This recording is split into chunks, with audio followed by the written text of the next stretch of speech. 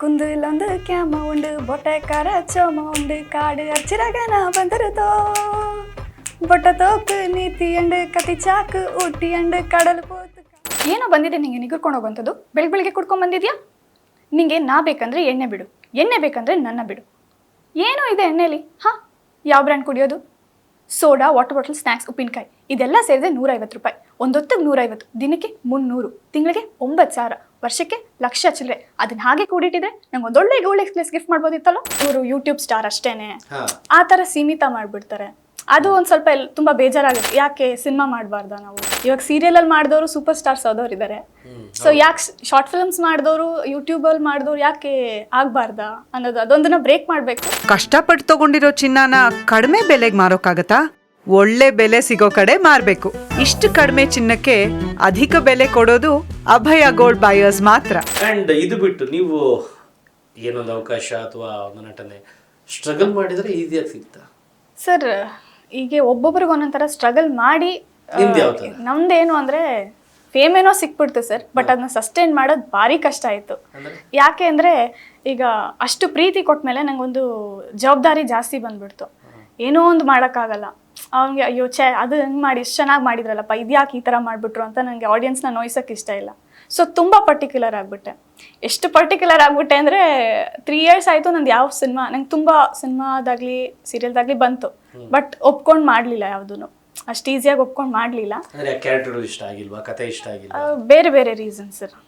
ಒಂದು payment, because ನಾನು engineering ಮುಗಿಸಿ ಬರೀ ಸಿನಿಮಾ ಅಂತಂದಾಗ ನಾನು ಎರಡೂ ನೋಡಬೇಕಲ್ಲ. ನಾನು ಇನ್ಕಮು ನೋಡಬೇಕು, ಎಲ್ಲ ನೋಡ್ಬೇಕು. ನಂದೇನೋ ಬೇರೆ ಸೈಡ್ ಬಿಸ್ನೆಸ್ ಇದೆ ಅಂದರೆ ಪರವಾಗಿಲ್ಲಪ್ಪ, ಅದರಿಂದ ಇನ್ಕಮ್ ಬರುತ್ತೆ ಅಂತಿರುತ್ತೆ. ಬಟ್ ತೀರಾ ಕಡಿಮೆ ಪೇಮೆಂಟ್ ಆಗಲಿ ಅದನ್ನು ಒಪ್ಕೊಳ್ಳೋದು, ಮತ್ತು ಸ್ವಲ್ಪ ಕೆಲವೊಂದು ಸೀನ್ಸು ಸ್ಮೂಚು ಆ ಥರ ಎಲ್ಲ ಇದರೆಲ್ಲ ನಾನು ಒಪ್ಕೊಳ್ಳಲ್ಲ.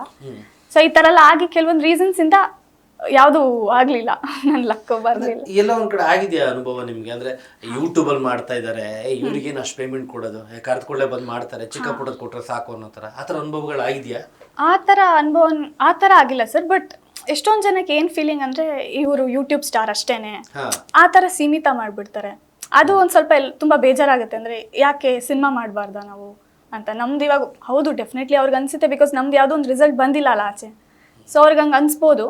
ಬಟ್ ಎಲ್ಲೋ ಅದು ಅವಾಗವಾಗ ನೀವು ಇದೇ ಮಾಡಬೇಡಿ, ನಮ್ಮ ಸರ್ವೈವಿಂಗೇ ನಾವು ಮಾಡ್ತೀವಿ.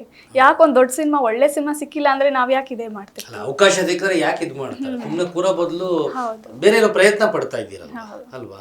ಹೌದು. ಯಾಕಂದ್ರೆ ಇಲ್ಲಿ ಮಿಲಿಯನ್ಸ್ ಲಕ್ಷಗಟ್ಟಲೆ ಜನ ನೋಡಿದ್ದಾರೆ ಅಂತ ಅಂದಮೇಲೆ, ಸೊ 100% ನಿಮ್ಮನ್ನು ನೋಡ್ತಾ ಇದ್ದಾರೆ, ಇಷ್ಟಪಡ್ತೀರಾ ನಿಮ್ಮ ಆ್ಯಕ್ಟಿಂಗು ಅಥವಾ ನೀವು ಮಾಡ್ತಾರೋ ಒಂದು ಪ್ರಯತ್ನ ಅಂತ ಅರ್ಥ ನಿಮಗೆ. ಹೌದು. ಬಟ್ ಅದೇ ಅದೊಂದು ಬೇಜಾರು. ಬರೀ ಯೂಟ್ಯೂಬ್ ಸ್ಟಾರ್ಸ್ ಅಂತ ನೋಡೋದು ನಮ್ಗೆ ಎಲ್ಲೋ ಬೇಜಾರಾಗುತ್ತೆ. ಎಲ್ಲಿಂದನಾದರೂ ಯಾರಾದರೂ ಸ್ಟಾರ್ಟ್ ಮಾಡಲೇಬೇಕು. ಬಟ್ ಅದನ್ನೇ ಹೇಳಿದಾಗ ನೀವು ಇದನ್ನ ಮಾಡಿದ್ರೆ ನಿಮಗೆ ದೊಡ್ಡ ಸ್ಕ್ರೀನಿಗೆ ಬರೋಕ್ಕಾಗಲ್ಲ, ನಿಮ್ಮನ್ನ ಯಾರು ತೊಗೊಳ್ಳಲ್ಲ ಅಂತೆಲ್ಲ ತುಂಬ ಕಮೆಂಟ್ಸ್ ಬಂದಿದೆ. ನೀವು ಶಾರ್ಟ್ ಫಿಲಮ್ ಹಿಂಗೆ ಕಂಟಿನ್ಯೂ ಮಾಡಿದ್ರೆ ನಿಮ್ಮನ್ನ ಯಾರು ದೊಡ್ಡ ಸ್ಕ್ರೀನಲ್ಲಿ ತೊಗೊಳ್ಳಲ್ಲ. ಅದೊಂದನ್ನ ನಾನು ಬ್ರೇಕ್ ಮಾಡಬೇಕು ಅಂತ ನಂಗೆ ಆಸೆ. ಇವಾಗ ಸೀರಿಯಲಲ್ಲಿ ಮಾಡಿದವರು ಸೂಪರ್ ಸ್ಟಾರ್ಸ್ ಆದವ್ರು ಇದ್ದಾರೆ. ಸೊ ಯಾಕೆ ಶಾರ್ಟ್ ಫಿಲ್ಮ್ಸ್ ಮಾಡಿದವರು ಯೂಟ್ಯೂಬಲ್ಲಿ ಮಾಡಿದವ್ರು ಯಾಕೆ ಆಗಬಾರ್ದಾ ಅನ್ನೋದು, ಅದೊಂದನ್ನ ಬ್ರೇಕ್ ಮಾಡಬೇಕು. ಬಟ್ ಅದು ನಾವು ಒಳ್ಳೆ ರಿಸಲ್ಟ್ ಕೊಟ್ಟಾಗಲೇ ನಾನು ಮಾತಾಡೋಕ್ಕಾಗೋದು. ಅದೊಂದು ಎಲ್ಲೋ ಕೆಲವೊಂದು ನೋವುಗಳಿದೆ. ಅದು ಬಿಟ್ಟರೆ ನಾನು ತುಂಬ ಖುಷಿ ಪಡ್ತೀನಿ. ಬಿಕಾಸ್ ಒಂದು ಶಾರ್ಟ್ ಫಿಲಮಿಂದ ಇಷ್ಟು ಜನ ರೀಚ್ ಆಗಿದ್ದೀವಿ. ಇವಾಗ ರೋಡಲ್ಲಿ ಹೋಗ್ಬೇಕಾದ್ರೆ, ಕ್ಯಾಬಲ್ಲಿ ಹೋಗ್ಬೇಕಾದ್ರೆ ಎಲ್ಲ ಮಾತಾಡ್ಸ್ತಾರೆ, ನೀವು ಇವರಲ್ವ ಅಂತಂದಾಗ ಎಲ್ಲರಿಗೂ ಅದು ಸಿಗಲ್ಲ, ಭಾಗ್ಯ ಸಿಗಲ್ಲ. ಸೊ ಅದರಲ್ಲಿ ಒಂದು ಚಿಕ್ಕ ಶಾರ್ಟ್ ಫಿಲಮಿಂದ ನಾವು ಇಷ್ಟು ಜನ ಕನ್ನಡಿಗರಿಗೆ, ಮತ್ತು ನಾನು ಆ್ಯಕ್ಚುಲಿ ಬೇರೆ ಎಲ್ಲೋ ಹೋದಾಗಲೂ, ಬೇರೆ ಲೈಕ್ ಸ್ಟೇಟಿಗೆ ಹೋದಾಗಲೂ, ಚಂಡೀಗಢಗೆ ಹೋದಾಗಲೂ ಯಾರೊಬ್ರು ಕನ್ನಡಿಗರಿಗೆ ಸಿಕ್ಕಿ ಮಾತಾಡ್ಸಿದ್ರು. ಸೊ ಖುಷಿ ಆಗುತ್ತೆ, ಓಕೆ ನಾವು ರೀಚ್ ಆಗಿದ್ದೀವಿ ಅಂತ. ಸೊ ನೋಡೋಣ ಸರ್. ಓಕೆ, ಈ ನೇಮು ಫೇಮಿಂದ ಎಲ್ಲ ಗುರುತಿಸ್ತಿದ್ದಾರೆ, ಇಷ್ಟಪಡ್ತಾ ಇದ್ದಾರೆ. ಬಿಗ್ ಬಾಸ್ ಮನೆಯಿಂದ ಕರೆ ಬಂದಿತ್ತಾ? ಹಾಂ, ಬಂದಿತ್ತು ಸರ್. ಓಕೆ, ಬಂದಿತ್ತಾ? ಹಾಂ, ಈ ಸೀಸನ್ಗೆನಾ? ಈ ಸೀಸನ್ ಅಲ್ಲ, ಲಾಸ್ಟ್ ಸೀಸನ್. ಓಕೆ, ಯಾಕೆ ಹೋಗ್ಲಿಲ್ಲ? ಅಪ್ಪ ಅಮ್ಮ ಸದ್ಯಕ್ಕೆ ಬೇಡ ಈಗ ಅಂತ ಅಂದ್ರು. ಸದ್ಯಕ್ಕೆ ಬೇಡ ಅಂತ. ಮುಂದೆ 11th 12th ಸೀಸನ್ ಯಾವ್ದಾರ ನೋಡೋಣ ಅಂತ. ಈಗ ಸದ್ಯಕ್ಕೆ ಸದ್ಯಕ್ಕೆ ಬೇಡ ಅಂತ ಅನಿಸ್ತು ಸರ್. ಬಿಗ್ ಬಾಸ್ ಅದು ಒಂದು ಒಳ್ಳೆ ಪ್ಲಾಟ್ಫಾರ್ಮೇನೆ, ನಮ್ಮನ್ನ ಇನ್ನೂ ಸ್ಟ್ರಾಂಗ್ ಮಾಡ್ಕೋಬಹುದು. ಬಟ್ ಸದ್ಯಕ್ಕೆ ಬೇಡ ಅಂತ. ನೋಡಿದ್ರೆ ಬಿಗ್ ಬಾಸ್ ಇತ್ತಲ್ಲ, ಅಂದ್ರೆ ಟಿವಿಸ್ ಜಾಸ್ತಿ ನೋಡಲ್ಲ ಸರ್. ಅಂದ್ರೆ ಸೀರೀಸ್ ಇನ್ನೆಲ್ಲಿ ನೋಡ್ತೀರಾ? ಅಂದ್ರೆ ಮೂವೀಸ್ ಜಾಸ್ತಿ ನೋಡ್ತೀನಿ. ಆ ಥರ ನೋಡ್ತೀನಿ, ಕೆಲವೊಂದು ಎಪಿಸೋಡ್ಸ್ ನೋಡಿದ್ದೀನಿ, ಬಟ್ ಜಾಸ್ತಿ ನೋಡಿಲ್ಲ. ತುಂಬಾ ಯಾವ ಮೂವೀಸ್ ನೋಡೋದು ನೀವು ಜಾಸ್ತಿ? ಯಾವ ಭಾಷೆಯ ಮೂವಿಗಳು? ಕನ್ನಡ, ಎಲ್ಲ ಲ್ಯಾಂಗ್ವೇಜಸ್ ನೋಡ್ತೀನಿ ಸರ್. ಸಿನಿಮಾ ಚೆನ್ನಾಗಿದೆ ಅಂದರೆ ಕೊರಿಯನ್ ಡ್ರಾಮಾ ಜಾಸ್ತಿ ನೋಡ್ತಿರಂತೆ. ಇಲ್ಲ ಸರ್, ಅದಾಗ ನೋಡ್ತಿದ್ದೆ ಕಾಲೇಜ್ ಟೈಮಲ್ಲಿ ಡೆಫಿನೆಟ್ಲಿ ತುಂಬಾ ನೋಡ್ತಿದ್ದೆ. ಹೌದಾ? ಹೌದು. ಏನಕ್ಕೆ ನಿಮ್ಗೆ ಕೊರಿಯನ್ ಡ್ರಾಮಾಗಳು ಇಷ್ಟ ಆಗ್ತೈತೆ? ಗೊತ್ತಿಲ್ಲ ಸರ್, ಅದೇನೋ ಕಾಲೇಜ್ ಟೈಮಲ್ಲಿ ನಾನಂತಲ್ಲ ಭಾಷೆ ಅರ್ಥ ಎಲ್ಲ ಆಗಲ್ಲ ಹುಡುಗಿ ಅಂತನಾ? ಸಬ್ ಟೈಟಲ್ಸ್ ಇರುತ್ತಲ್ಲ ಅದೇನೋ. ಬಟ್ ಇವಾಗ ನೋಡಿದ್ರೆ ಒಂದ್ ಸ್ವಲ್ಪ ನಗು ಬರುತ್ತೆ.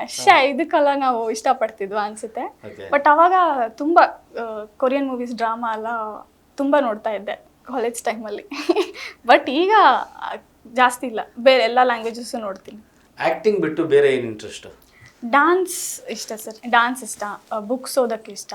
ಡ್ಯಾನ್ಸ್ ಅಂದ್ರೆ ಪ್ರೊಫೆಷನಲ್ ಆಗಿ ಏನಾದ್ರು ಕಲ್ತಿದ್ದೀರಾ ಯಾವ್ದಾದ್ರು? ಇಲ್ಲ ಸರ್, ಬಟ್ ಅದೇ ಡಾನ್ಸ್ ಅಂದ್ರೆ ಇಷ್ಟ, ಹ್ಮ್ ಬುಕ್ಸ್ ಓದೋದಂದ್ರೆ ಇಷ್ಟ, ಮೂವೀಸ್ ನೋಡೋದು ಇಷ್ಟ, ಹ್ಮ್.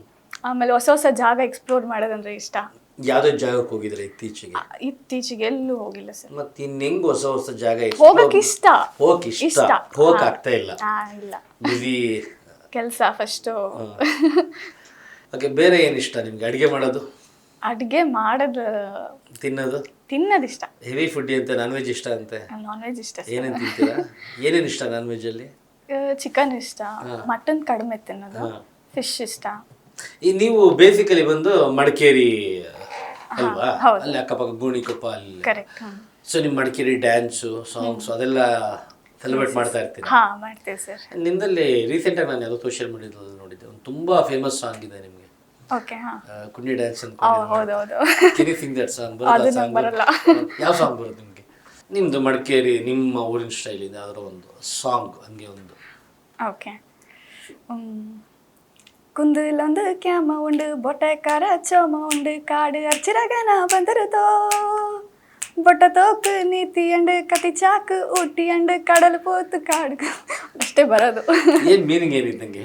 ಕುಂದಿಲೊಂದು ಕ್ಯಾಮ ಅಂದ್ರೆ ಮೌಂಟೇನ್ ಅಲ್ಲಿ ಒಂದು ಡೀರ್ ಇರುತ್ತೆ. ಬೊಟ್ಟೆಕಾರ ಚೋಮ ಅಂದ್ರೆ ಅವ್ರ ಹೆಸರು. ಬೊಟ್ಟೆಕಾರ ಮೀನ್ಸ್ ಹಂಟರ್. ಹಂಟರ್ ಇವಾಗ ಹೋಗ್ತಾನೆ, ಗನ್ ತಗೊಂಡು ಹೋಗ್ತಾ ಇದಾರೆ ಅನ್ನೋ ಮೀನಿಂಗ್. ಅದನ್ನ ನಿಮ್ ಭಾಷೆಯಲ್ಲಿ ಹೇಳ್ಕೊಂಡು ಡ್ಯಾನ್ಸ್ ಮಾಡ್ಕೊಂಡು ಎಂಜಾಯ್ ಮಾಡ್ತೀರಾ? ಅಂಡ್ ನೀವು ಆಕ್ಟ್ ಮಾಡ್ಬೇಕಾದ್ರೆ ಡೈಲಾಗ್ನ ಎಷ್ಟು ದಿನ ಮುಂಚೆ ತಗೊಂತೀರಾ ಅಥವಾ ಎಷ್ಟು ಗಂಟೆ ಮುಂಚೆ ತಗೊಂತೀರಾ ಪ್ರಾಕ್ಟೀಸ್ ಮಾಡಕ್ಕೆ? ಡೈಲಾಗ ಸರ್, ಎಷ್ಟು ಗಂಟೆ ಅಂತಿಲ್ಲ, ಇದು ಸಣ್ಣ ಪುಟ್ಟ ಡೈಲಾಗೇ ಇರುತ್ತೆ. ಬಟ್ ನಿಮ್ಗೆ ಸ್ವಲ್ಪ ನಮ್ದು ಜಾಸ್ತಿ ಜಾಸ್ತಿನೇ ದೊಡ್ಡ ಇರುತ್ತೆ. ಇರುತ್ತಲ್ವಾ? ಹೌದು, 1 day ಬೇಕು ಸರ್ ಡೈಲಾಗ್. ಅಂದ್ರೆ ಒಂದು ಫುಲ್ ಫಸ್ಟ್ ಪ್ರಿಪೇರ್ ಆಗಿ ಪ್ರಾಕ್ಟೀಸ್ ಮಾಡ್ಕೊಂಡು. ಅಲ್ಲ, ಅದು ಅವ್ರು ಹೆಂಗ್ ಮಾಡ್ತಾರೆ ಅಂದ್ರೆ ಸೀಕ್ವೆನ್ಸ್ ವೈಸ್ ಹೋಗ್ತಾರೆ. ಸ್ವಲ್ಪ ಸ್ವಲ್ಪ ಡೈಲಾಗ್, ಇವಾಗ ಇಷ್ಟು ಉದ್ದ ಡೈಲಾಗ್ ಇದೆ ಅಂದ್ರೆ ಒಂದು ಸ್ವಲ್ಪ ಒಂದು ಹಾಫ್ ಆನ್ ಅವರ್ ಬೇಕು ಆ ಡೈಲಾಗ್ ಎಲ್ಲ ಯೋಚನೆ ಮಾಡ್ಕೊಂಡು. Half an hour depends on the length of the dialogue. ಆಮೇಲೆ ಪ್ರಾಕ್ಟೀಸ್ ಅದು ಜಾಸ್ತಿ ಹಿಡಿಯುತ್ತೆ. ಡೈಲಾಗ್ ಏನ್ ಬೇಗ ತಲೆಯಲ್ಲಿ ಇರುತ್ತೆ, ಡೈಲಾಗ್ಸ್ ಬೇಗ ತಲೆಯಲ್ಲಿ ಇರುತ್ತೆ. ಲಾಂಗ್ ಆದ್ರೂ ಪರವಾಗಿಲ್ಲ. ನಿಮ್ಮ ಇಷ್ಟು ಇದರಲ್ಲಿ ನಿಮ್ಮ ಫೇವ್ರೆಟ್ ಪಾತ್ರ ಯಾವುದು? ನಂದ ಎಲ್ಲಾನು ಬ್ಯೂಟಿಫುಲ್ ಪಾತ್ರ ಸರ್. ಇದೇ ಫೇವ್ರೆಟ್ ಅಂತ ಹೇಳಕ್ಕೆ ಕಷ್ಟ. ಸರ್, ಯಾವುದೋ ಅಮೃತಾಂಜನ್ ತುಂಬಾ ಫಸ್ಟ್ ಒನ್ ಪ್ರೀತಿ ಮೊದಲನೇ ಮಾಡಿದ್ನಲ್ಲ ಅಂತ ಎಮೋಷನ್ಸ್.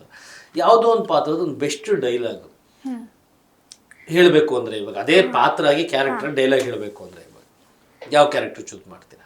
ಡೈಲಾಗ್ ಹೇಳಬೇಕು ಅಂತಂದ್ರೆನಾ, ಅದೇ ಅಮೃತಾಂಜನ್ದೇ ಇಷ್ಟ.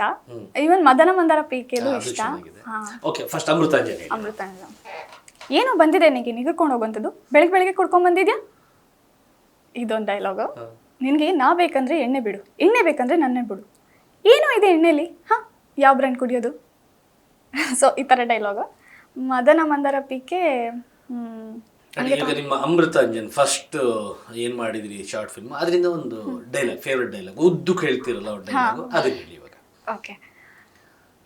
ಏನೋ ಬಂದಿದೆ ನಿಂಗೆ ನಿಗರ್ಕೊಂಡು ಹೋಗುವಂಥದ್ದು, ಬೆಳಗ್ಗೆ ಕುಡ್ಕೊಂಡ್ ಬಂದಿದ್ಯಾ, ನಿಂಗೆ ನಾ ಬೇಕಂದ್ರೆ ಎಣ್ಣೆ ಬಿಡು, ಎಣ್ಣೆ ಬೇಕಂದ್ರೆ ನನ್ನ ಬಿಡು, ಏನೋ ಇದೆ ಎಣ್ಣೆಲಿ, ಹಾಂ ಯಾವ ಬ್ರ್ಯಾಂಡ್ ಕುಡಿಯೋದು, ಸೋಡಾ, ವಾಟರ್ ಬಾಟಲ್, ಸ್ನ್ಯಾಕ್ಸ್, ಉಪ್ಪಿನಕಾಯಿ, ಇದೆಲ್ಲ ಸೇರಿದೆ 150 ರೂಪಾಯಿ. ಒಂದೊತ್ತಿಗೆ 150, ದಿನಕ್ಕೆ 300, ತಿಂಗಳಿಗೆ 9,000, ವರ್ಷಕ್ಕೆ 1,00,000 ಚಿಲ್ಲರೆ. ಅದನ್ನ ಹಾಗೆ ಕೂಡಿಟ್ಟಿದ್ರೆ ನಂಗೆ ಒಂದೊಳ್ಳೆ ಗೋಲ್ಡ್ ಎಕ್ಸ್ಪ್ರೆಸ್ ಗಿಫ್ಟ್ ಮಾಡ್ಬೋದಿತ್ತಲ್ಲ.